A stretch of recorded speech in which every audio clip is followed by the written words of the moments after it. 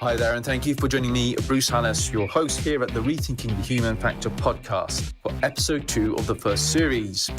Today, we're going to be having a chat with Heather Dahl and Chase Cunningham. Now, Heather and Chase are the brains behind the Cynja comic. I'm not sure if you're aware of the Cynja comic. If you've never heard of it, then I suggest that you do a Google search or check out the podcast meeting notes, and you can find the URL there for you to go and have a look at the great work they've been doing over the last couple of years in terms of tackling awareness around cybersecurity within a relatively specific demographic. It's interesting, and what they're going to share with us in this podcast going forward is some of the lessons they've learned drawing upon their past, which have resulted in the Cynja comic being the success that it is. So without any further ado, let's get on with the interview. Heather, Chase, absolutely fantastic to have you on board here as guests with this episode at the Rethinking the Human Factor podcast. You know, the point is behind the whole of this podcast series is getting people who come in with a different approach, who haven't grown up in the security echo chamber. Yeah. So I'm just wondering whether or not you could maybe just give us a little bit of a background to yourself, Heather, where you come from and the journey you've taken to get to being CEO at Cynja. So I think the common denominator of Chase and I and our careers and our motivation and what we wanted to do when we grew up was public service. And for Chase, it was serving in the U.S. Navy for years until he retired. For myself, I started off working for elected officials in different capacities in the State House and then in the U.S. Congress. But from there, I actually enjoyed storytelling. And I decided to eventually become a broadcast journalist to share the stories of what's going around in our world with people in their homes. And in one sense, that was an evolution of that public service and giving to others, was going out and bringing them the information they needed to make best choices in their life. And for 20 years, I worked as a broadcast journalist. I covered Congress, I covered foreign affairs, defense issues, both in the U.S. and in Europe. And I enjoyed that in the sense of it combined that visual story, the video, the animation, the graphics, along with the written word. Mm-hmm. But the industry is changing in journalism, and I felt that was something I needed to understand from a more holistic view, not just from what tools I needed to do for social media to tweet out my stories, but I really needed to understand how technology was changing our world. And so that's when I actually moved into doing industry research. And one of the first projects I started working on were cybersecurity threat intelligence solutions, and working with a lot of industry research. And that's actually where Chase and I started working together. And that whole sense of, along with security and technology, it still has that public service point of view that I approach my work with, because we're trying to educate people about how the world around them is changing. And so continuing even through Cynja and what we're doing here for both Chase and myself, it's that mission of public service that is so important to everything that we do and the stories that we tell. Okay, that's fantastic. Now, do you guys want to just explain a little bit about what it is that you have been working on for some time, quite successfully? Heather? Yeah, so we like to start describing what we do now from where we began. And that was an afternoon where I saw my nephew fighting dragons. Now, he was almost 5 at the time, and he was very passionate about fighting dragons. But here's the problem. His aunt was working in cybersecurity, developing threat intelligence solutions. And what I do know is that the career potential for dragon slayers is pretty limited these days, but the career potential for fighting cyber criminals is, I would say, limitless. And so I told him, he really needed to be fighting the bad guys in the computer, not dragons. And he looked at me, he's like, there's no bad guys in the computer. And then that was my aha moment. Because the fact is, we know that cyber crime is not only there, but it's growing exponentially. But when I went to go look for children's books to show him that there really are bad guys that live in the computers, I couldn't find anything. And I looked online, I went to bookstores, I looked because I did want to show him the awesome world that his aunt worked in, and that was cybersecurity. Because let's face it, our field is fascinating. It's interesting. It's one of the best dragon adventures out there, but there was nothing for kids to read about it. And so I realized one day, oh my gosh, I've got to write this book for him. And so my first phone call was to Chase. And that's where our adventure started, because Chase joined in. And what started off as a single comic book has now turned into a series and applications and technology, all to support children and their family to live a safe and privacy-enabled life online. So Chase, when you got that call from Heather, how did you sort of respond to the call? Was it all a case of, wow, this is actually a brilliant idea? Or was it a case of, let me think about that? Well, it was pretty interesting because at first I was like, okay, that's different, but I'm a comic book guy. I grew up with probably 5,000 comics floating around my house, so I love comics. But the question that I had was, can we not make this super lame, and can we still make it technically accurate where we're actually getting some sort of education across? I really thought about it like when I was a kid, G.I. Joe was my thing. And I mean, I'm almost 40 now, and I still remember the G.I. Joe comics saying, look before you cross the street and things like that. So I wanted it to be in that realm, but like Heather was saying, focused on the technologies and all the interesting stuff in cyber. So I thought, A, I was like, wow, this is an idea out of left field, but B, I know Heather's background and capabilities, so that was going to be not a problem, but could we make it fun, cool, and also include all of this crazy technology that's being thrown at people? So far, we've done pretty well. Yeah, I would go along with that sentiment. Exactly. So, Heather, so you had a situation, it's an interesting story. You've got your nephew, he's into dragon slaying. You want to take him on that journey where it's dragon slaying, but within a digital world. There's obviously a crossover in terms of the narrative between dragon slaying and cyber. The whole concept of dragons being bad and the individual being somebody who's there to try and slay those dragons, so to fact. No, not necessarily physically, but to reduce the risk of those dragons. So you were looking to transfer it over into something that your nephew could really buy into. Is that right? Right. So who doesn't love a good versus evil story? And that was the basis for the emotional narrative of this story. And like Chase said, because we work in cybersecurity, we wanted to make sure that all the technology included was accurate. It was used in the way that we do in the industry, but written in a way where a 5 to 10-year-old could understand it, not only understand it, but feel empowered and feel that the world was awesome and cool. And so what we were able to do is take that good versus evil narrative, build it into a comic series with all original characters. And that series is called the Cynja. And it took us a while to decide what to call this. And the Cynja, Cynja, is basically a mashup of cyber ninjas. Because I can tell you, when you were a 5 or 6-year-old boy, it's all about being the ninja. And what I've explained to a lot of young kids is when you work in cybersecurity, you aren't just a ninja. You are a special ninja. You are a cyber ninja. You are a Cynja.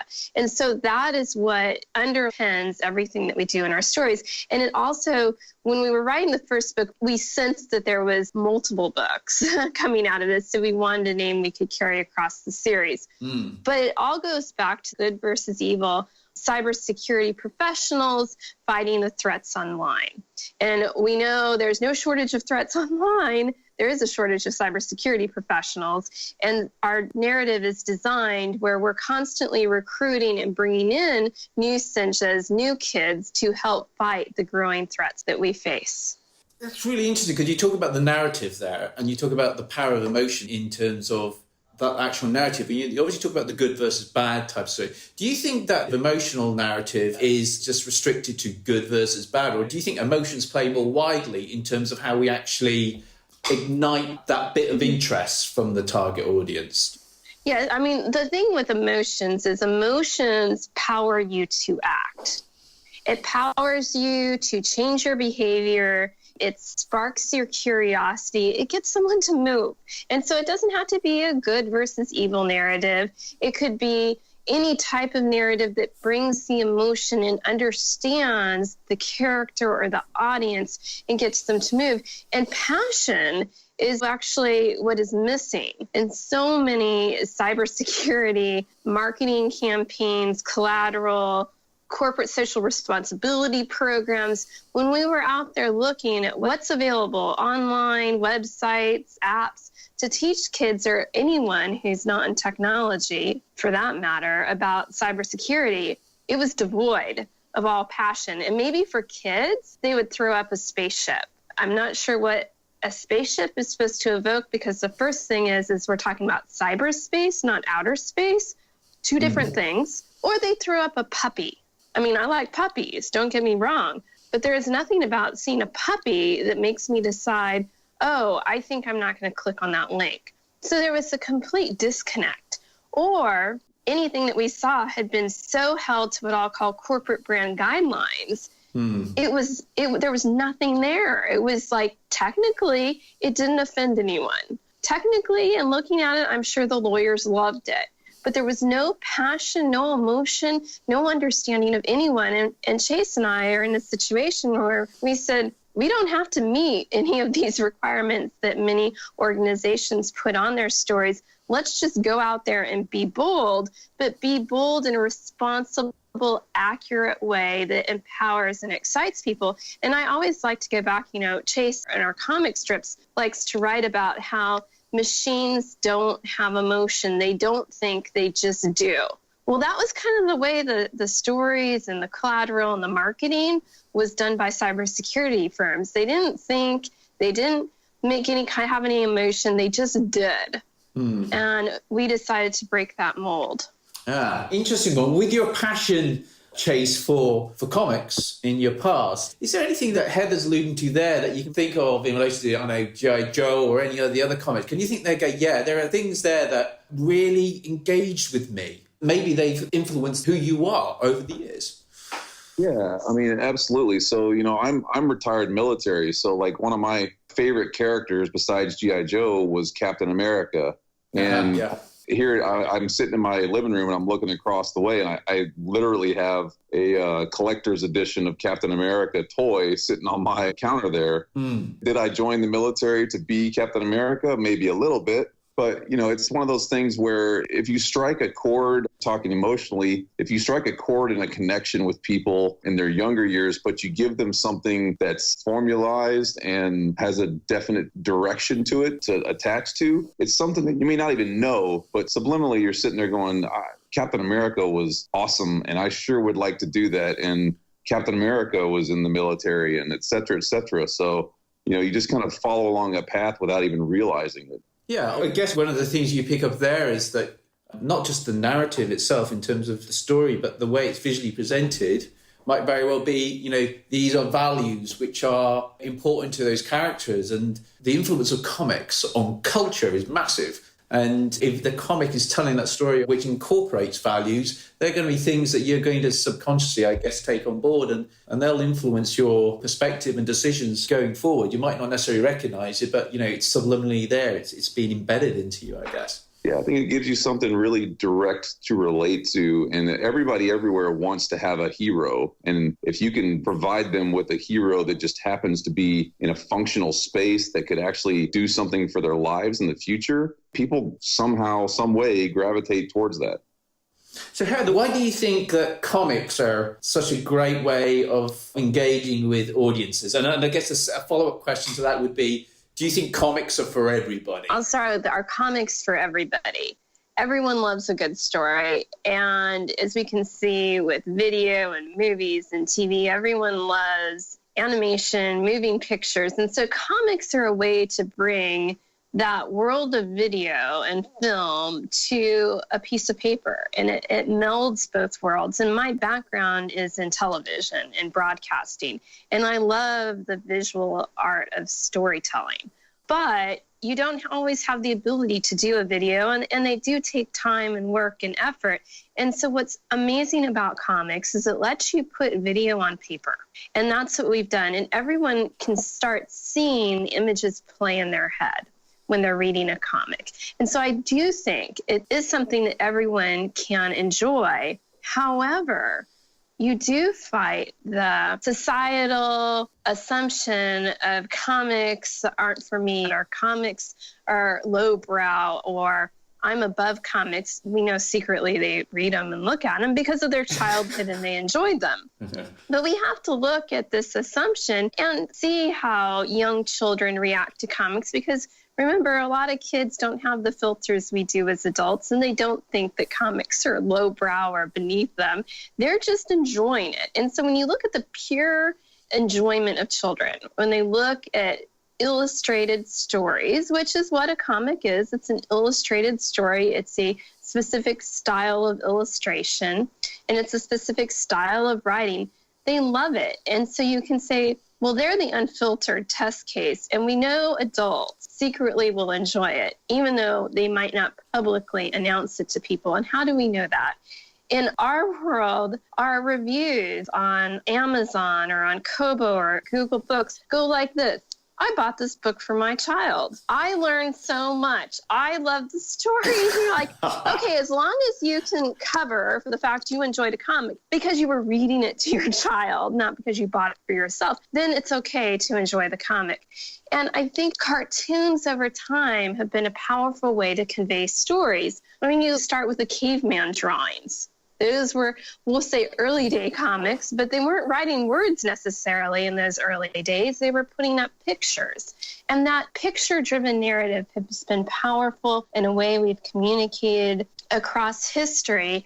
And then when we look at the power of a cartoon, oftentimes when people focus on comics, they forget about the editorial cartoons. But just look at your social media feeds and how many editorial op-ed cartoons from newspapers are in those feeds. And oftentimes those editorial cartoons say more about your point of view, whether it be politics or society, than anything written or a long article could display.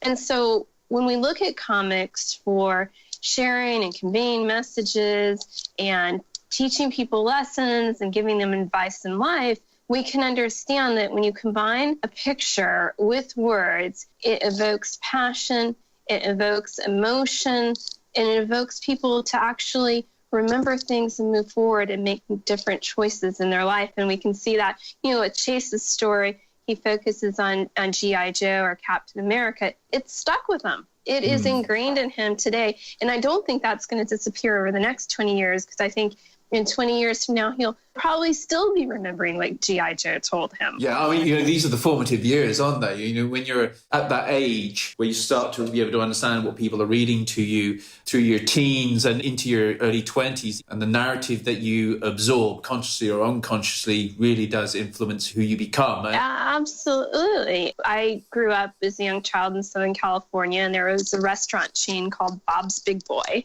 And they had a comic book that you got when you went into the restaurant. And I loved those comic books. And I remember what I read in those comic books to this day. And they were often about basic life skills and courtesy, being nice to people. But look at that. That was a comic book put together by a restaurant chain that's no longer in business, I think. And it stuck with me.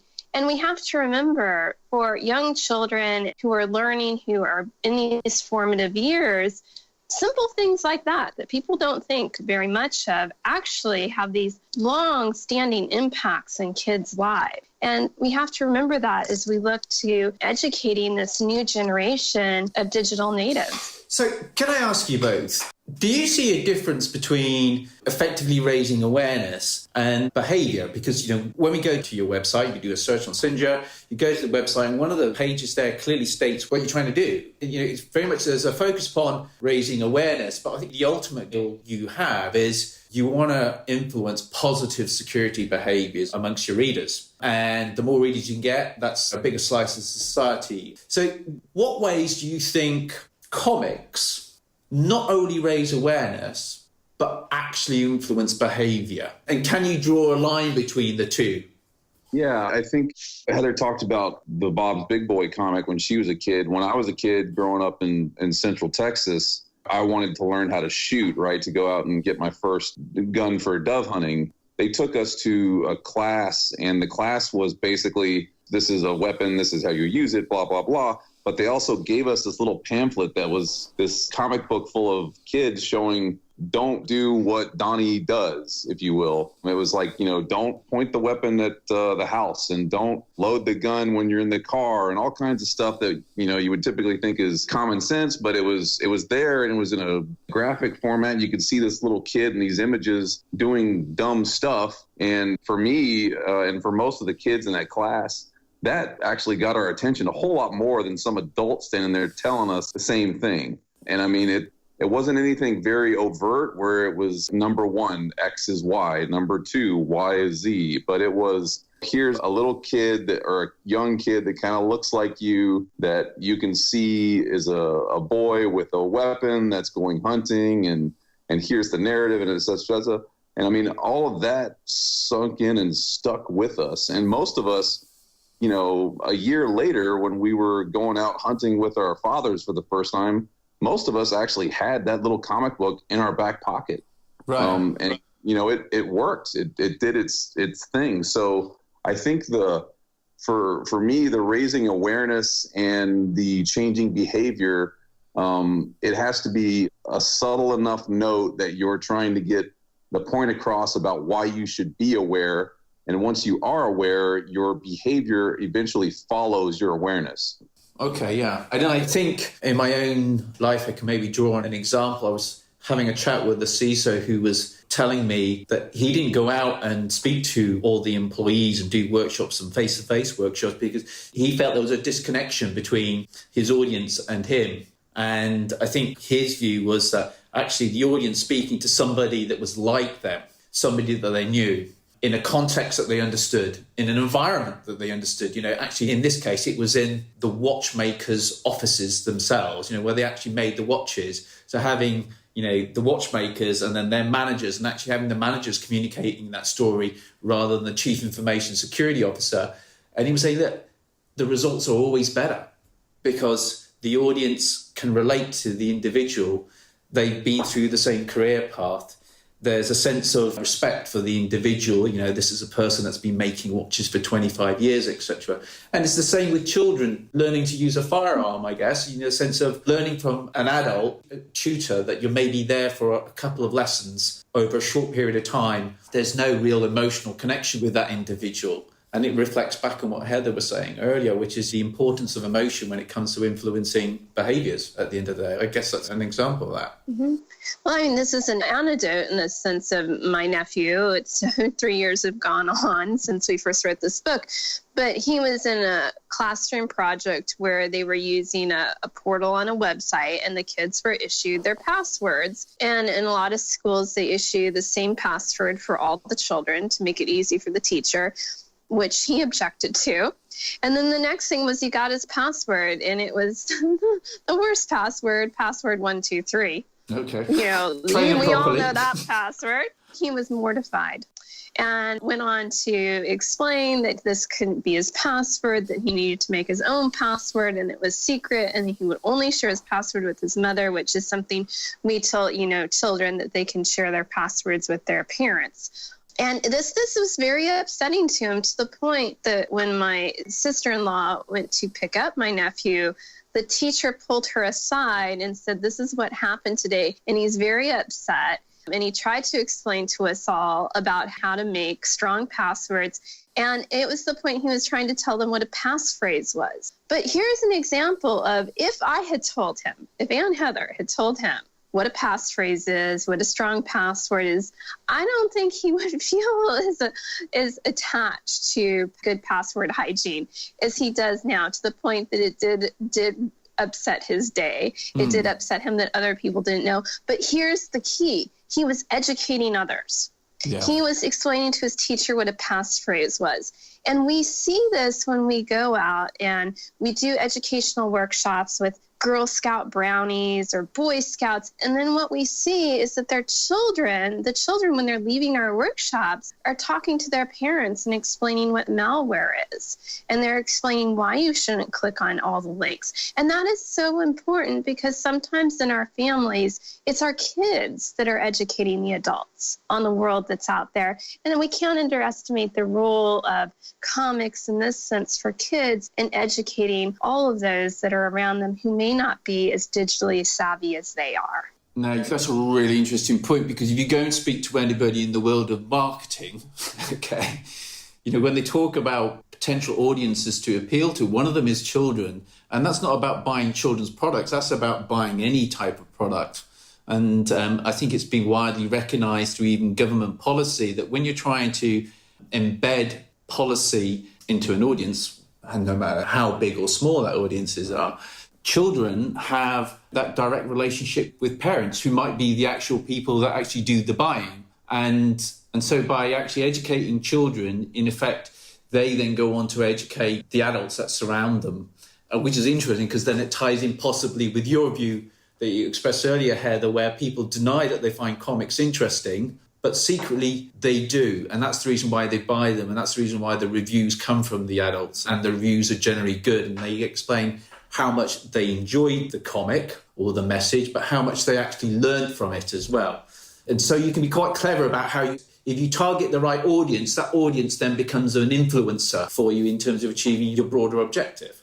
Absolutely. And you think about how many times have you bought kids' books or toys or games because secretly you want to play them, but you buy it under the auspices of these are for my niece or nephew or the neighbor kids or my grandkids, and then you get them to open the gift or you get to read the book and you get to enjoy it too. Of course, you would not admit to your friends and family you really bought it for yourself, but you do get the enjoyment and you really want it.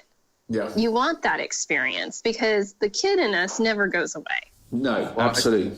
I think there's a tangential point to that, and that's that, in the corporate side, the audience that we're dealing with is a very small cadre of really super technical people that are putting all this material out for everybody else to have to digest, and they don't get it because it's terrible and it's super geeky and it's lame or just not engaging or whatever. Like, I would rather drink turpentine through a straw than take one more PowerPoint on why phishing is bad. But when you have something that's engaging and actually gets the message across almost below the radar, people start picking up on it. I mean, the first day that I put my oldest daughter, who's 8, into the training pipeline that we have in our app, she blew through all 4 modules in about 45 minutes. And when she was done, she was talking to me about encryption. And I mean, she's 8. Mm-hmm. So if an 8-year-old can grasp the concept because they get the material, surely a 40-year-old technology executive can.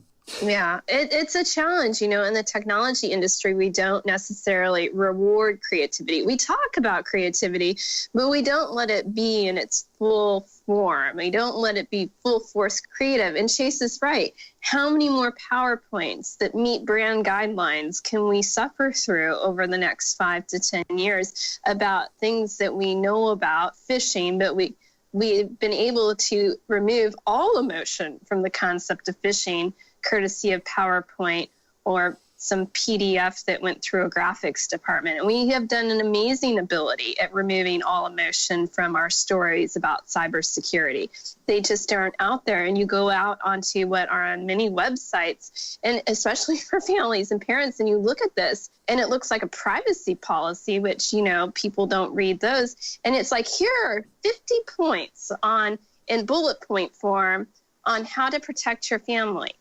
Or let us show you this infographic about phishing. And you look at the infographic in, basic shapes, and maybe there's a cool blue, but that's about it. And we have basically stripped out all emotion, all excitement in cybersecurity. And how can we expect people to get excited and want to buy our products and change their lives around them when we've taken everything that would make someone change their behavior out of all our material?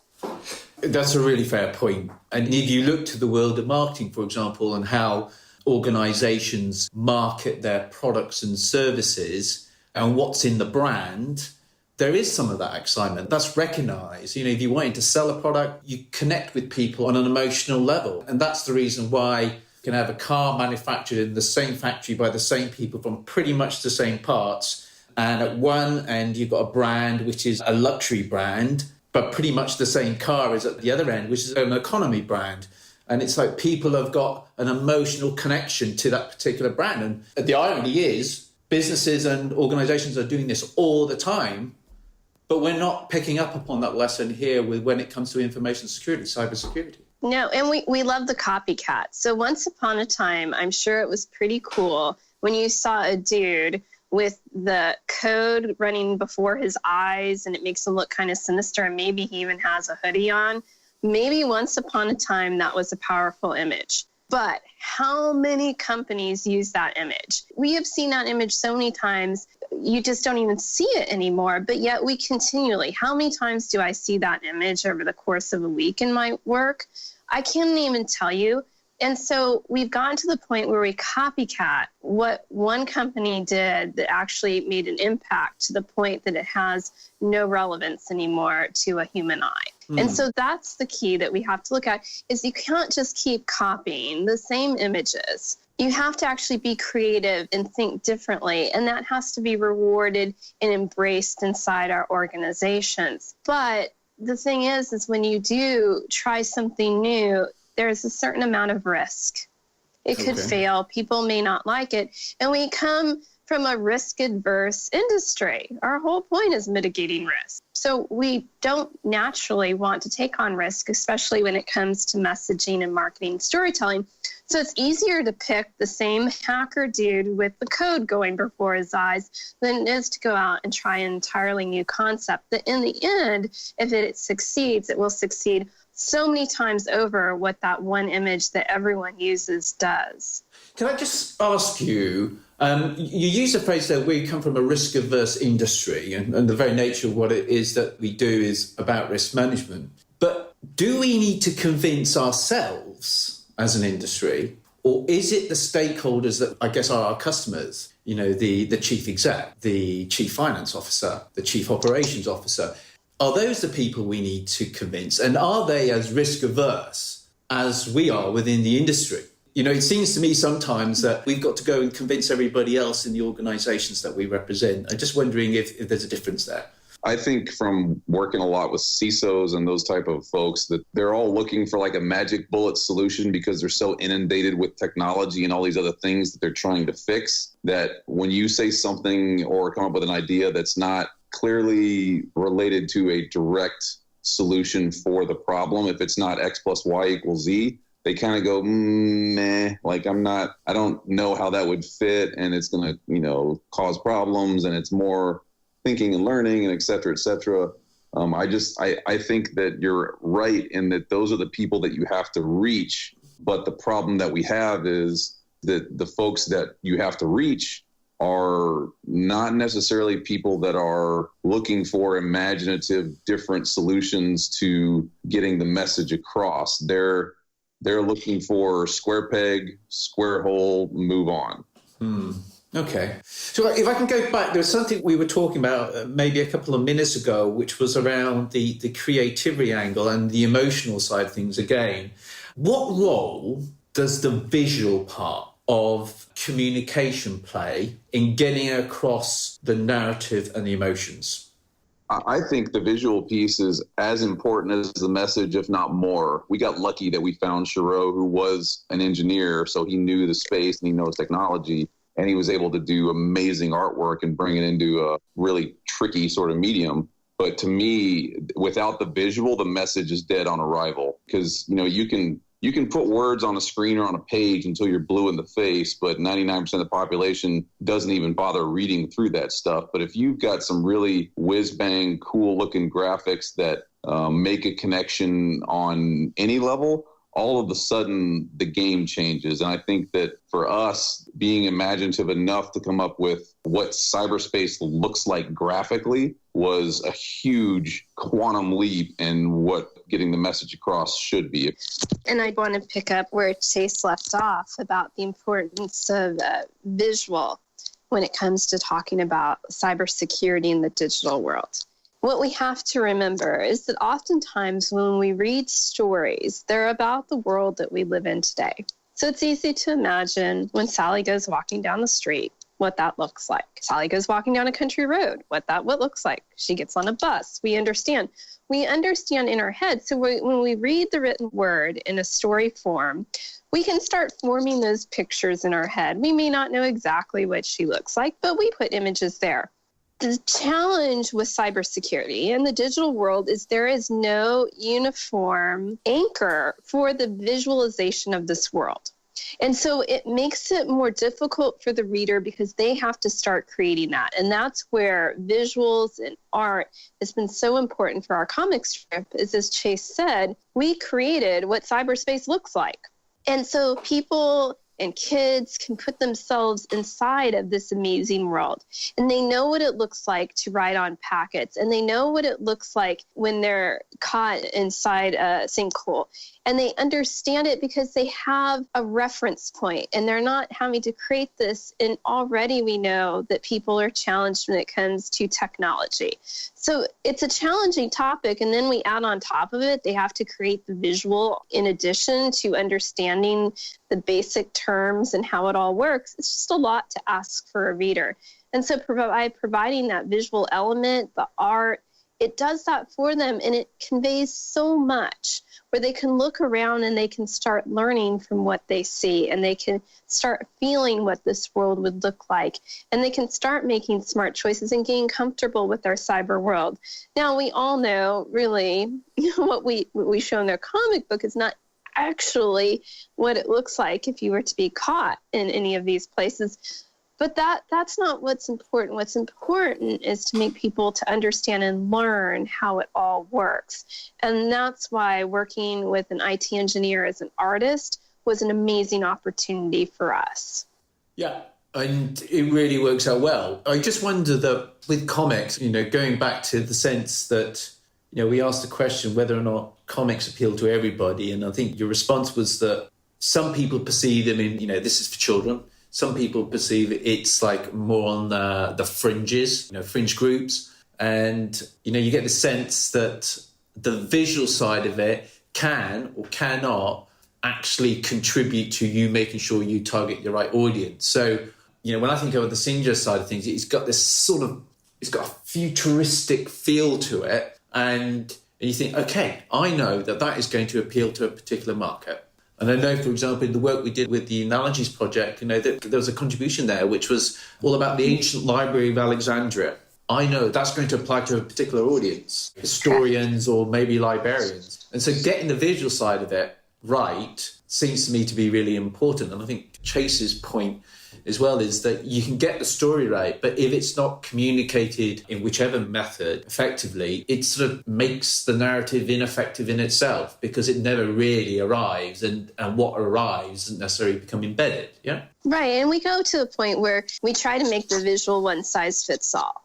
We love to do that because economies of scale, do one thing, works for the whole audience. But the fact is, when you try to make something that appeals to such a wide group, is you do remove the elements that speak to one group. And so we've gone through this particular exercise with our comics where we started off and we were appealing to a certain demographic with our first book, and that may be a 5-year-old nephew that I had. But we made sure that visual mapped to the lead character. Our next book that came out, our lead character is Jolita. And she's a Cynja, and we've learned she's been a Cynja for a lot longer than our first character, Grant Wiley. And so the look of the book changed subtly, but it changed. It wasn't as sharp. The colors changed. it still looks like the same book series. By all means, you can see the flow.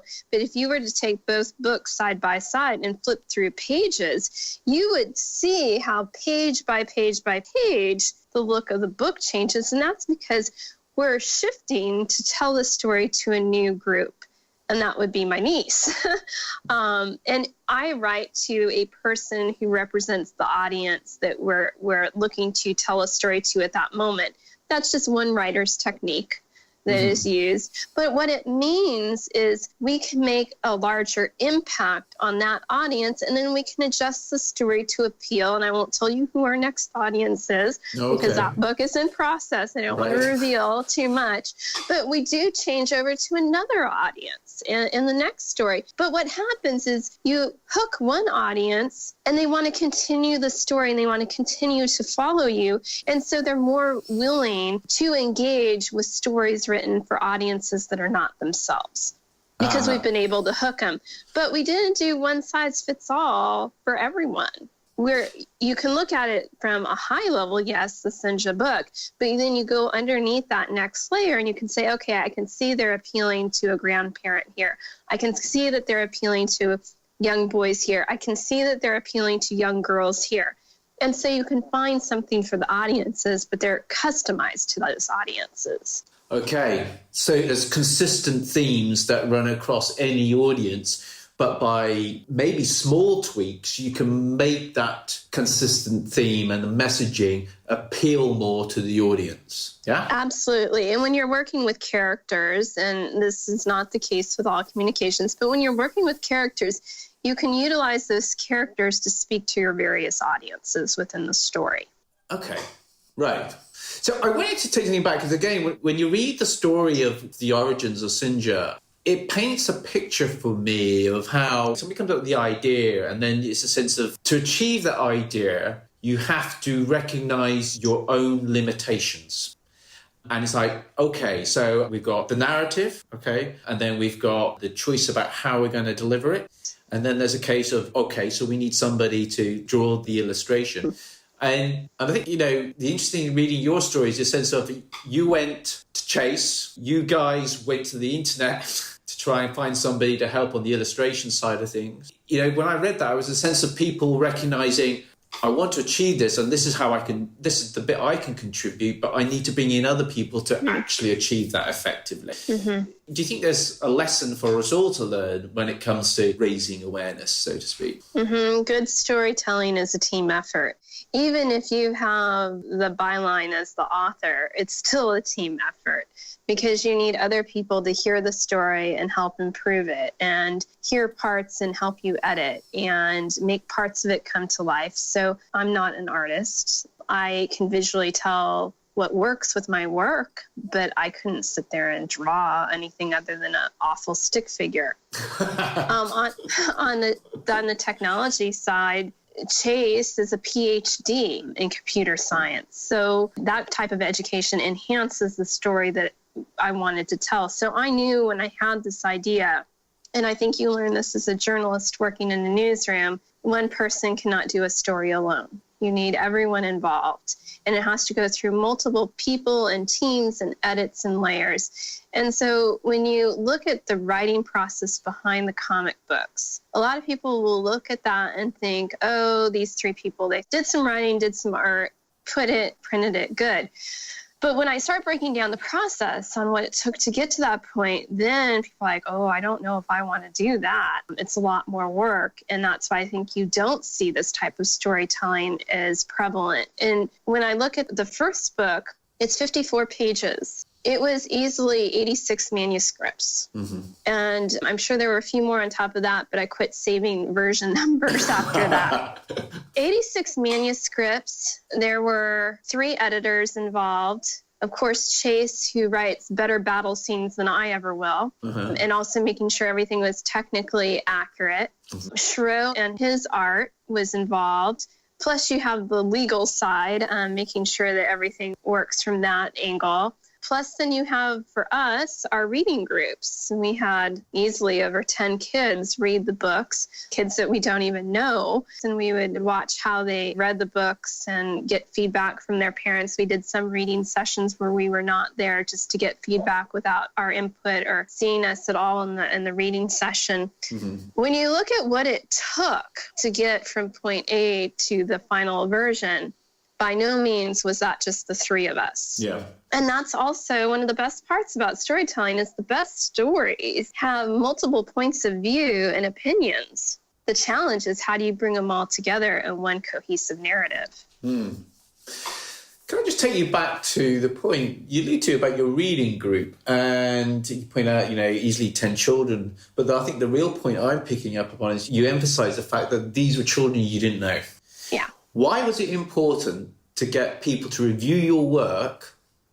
Okay, there are a lot of people involved, a lot of time, resource, okay, a lot of expertise, and you blended it all together to come up with these drafts, and then you then handed them over to this group of people you don't know.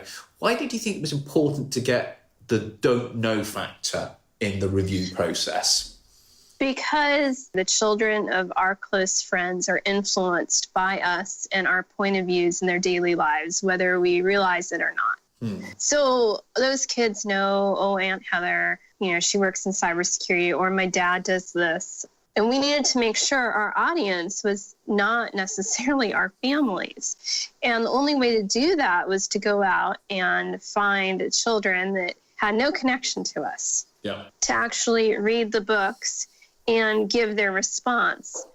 That was a very important part of writing a better story, because we know that we want to appeal to more than just three families and our closest friends and their kids. Yeah, the vision for the great work you're doing is to really make a difference, and it's great to be able to do it across three families, but obviously what you really set off to do is to influence things on a much broader level. Right, and it brings that diversity of views and experiences into how the story is received. Did that page make the impact we thought it would? Did that character resonate? Was there another character they actually wanted to see and felt was missing? Down to, did they even like the colors in the book? And we did two versions of reading groups. We did one on the black and white sketch, which was very important, because by the time you ink a book, that's a lot of time. And sometimes they'd come back and they would tell us. They would tell us what color the pages were or what things were there. And it was so interesting to see what they saw in their heads at that point and what they expected from us. And that helped us in the next round of edits as we went to go ink that book. And is there anything that sticks out in your mind there? I mean, you just mentioned the colour one, things that the reading group sort of turned around and said, colour. And they were highlighting that because I guess it's an interesting, by understanding those, it makes you wonder when people make choices about an awareness campaign and what the content of that is, do they even think about colour? Well, children do sometimes, and they would tell us what color a background would be or a character's cape. But what that indicated to us was they cared. They had read, into page 12, and they were telling us what the botmaster should be carrying or wearing. And we knew at that point, by page 12, they were in it. They were involved. Yeah. They had opinions. They had emotions. Things mattered at that point. Yeah. The other thing that we did when we went through the reading sessions with children is in some of those, we were actually able to watch the child read aloud. And that was so important because it helped us edit the word choice. It helped us edit sentence structure because we were able to see the areas that kids were challenged, areas where a lot of kids could not succeed in reading those sentences, or the areas where they'd kind of lose interest and not quite sure what the next word was that they were supposed to read. So we were able to go back and edit and change that to adapt to those kids' reading styles. I think that's really interesting because what you're really saying is the way that you write, the structure of the sentence, for example, can really have an impact upon whether or not somebody engages with it and they take anything away from that sentence, whether it leads them naturally into the next sentence. That's what I'm getting from you there. Is that right? Absolutely. And there was a lot of concern when we were writing these books, especially from adults, that children wouldn't understand. the technical words the children wouldn't get or they wouldn't care for. And I always went back to, let's look at some of the words that were in our kids' books, from Harry Potter to Dr. Seuss. There are words in there that are challenging. But let's remember how many of us could spell the word supercalifragilisticexpialidocious, right? How many kids actually learned how to spell that word? How many adults? Yeah, Yes. and so I always said that's because you have a perception, because many of us lived childhood where we didn't have computers. And so you've decided technology is difficult. I'm not sure a 5-year-old has decided that technology terms are difficult. I'm not even sure they necessarily know that they're technology terms. So the reading sessions allowed us to view that. And what we found is we didn't want our books to be an easy read in the sense that they knew all the words. We wanted challenging words, but the story was so motivating for them that they wanted to figure out that word. And so some of the technical words, yes, they stopped and they looked at and they figured it out because they wanted to know what that word meant in the story. We also provide an appendix in our books to help people out on the more challenging words. But the kids didn't stop and say, oh, that's a technical word. That's over my head. That's too complicated. No. They wanted to know what that was, especially if it was a cool device that the character was using. You know, they sat there and they focused and they worked it out. And that was so important to help show that you can challenge people and they will learn if they're motivated. Yeah. I love the fact that you use the word framing. The sense of people have, because of their experience, which is their frame, they apply that to another individual or another audience. In this case, it was adults' view upon something being technically too advanced or complicated for children to understand without actually asking the children.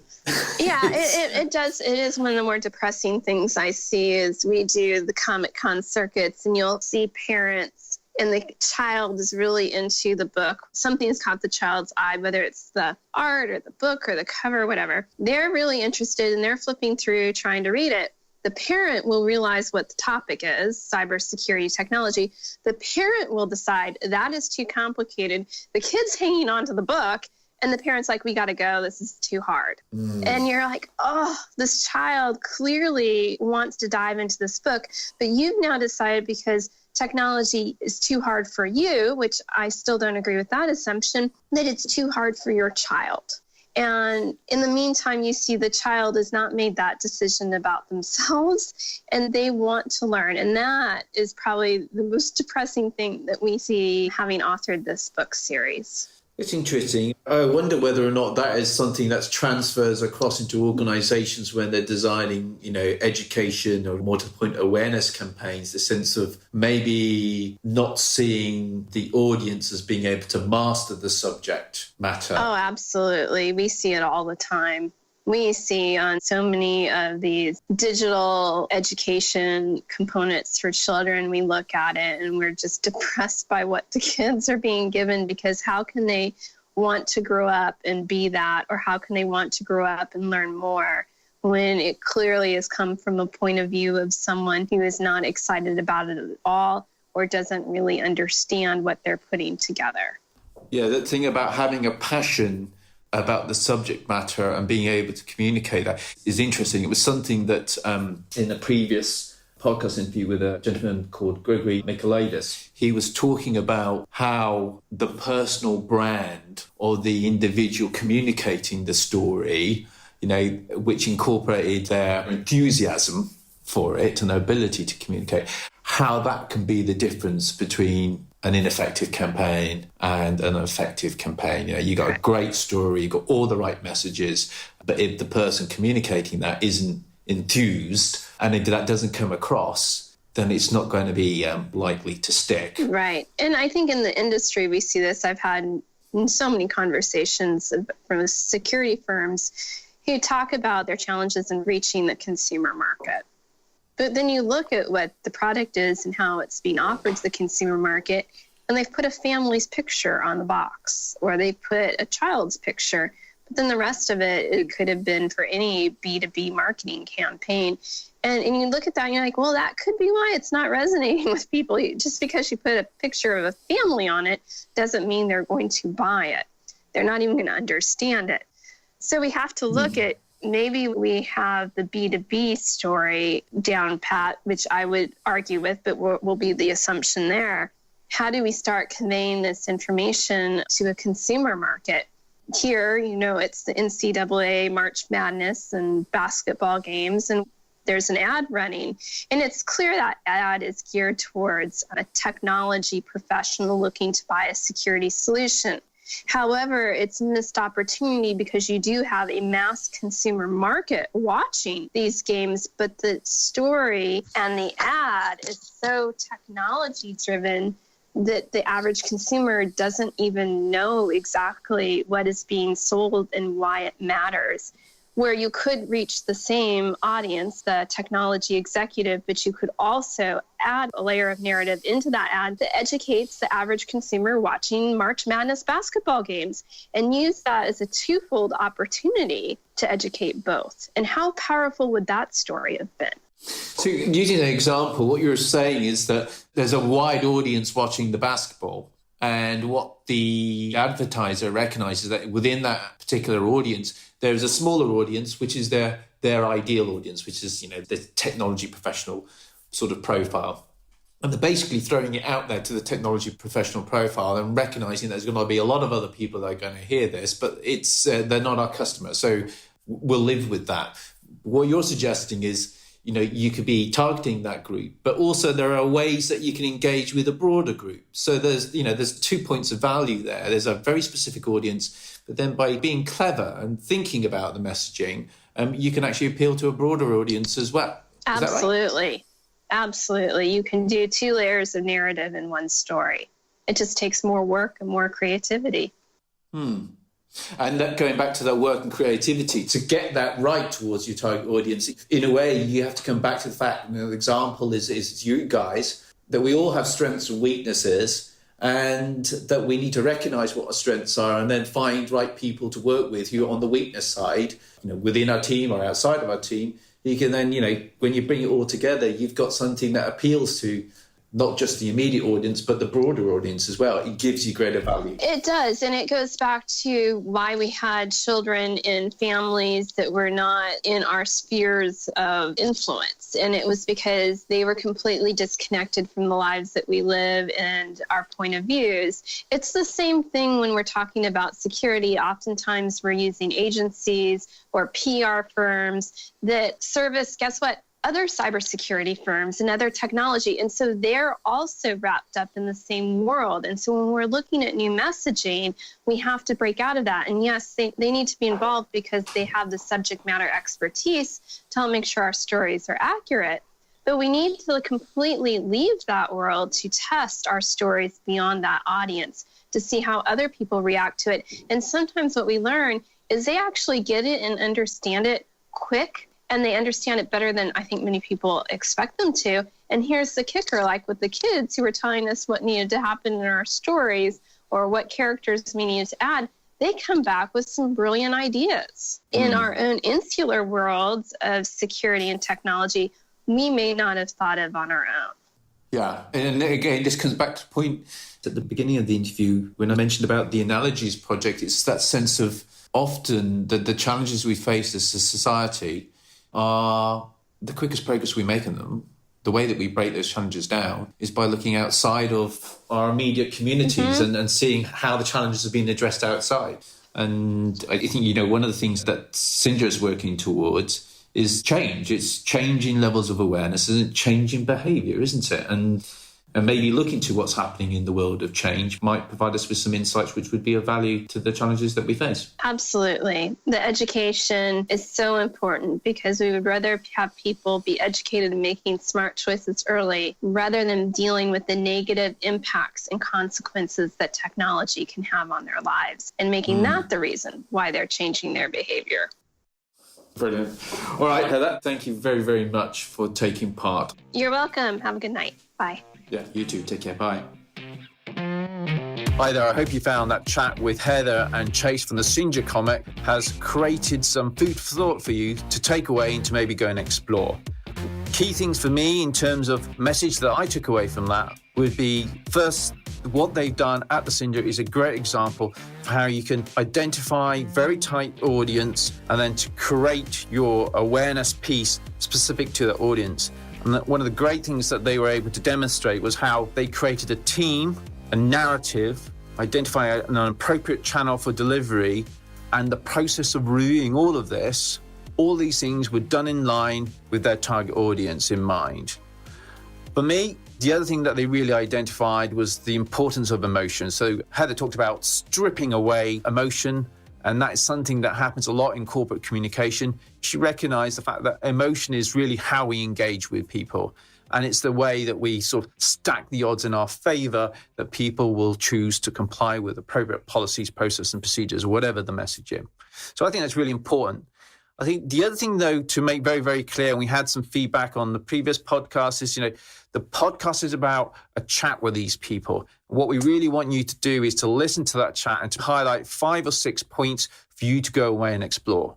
And to support you with that going away and exploring, we have the Marmalade Box blog, where there are articles around these key points that have come out from our own research, which provide you with a little bit more insight around a subject matter. So please do go and check that out.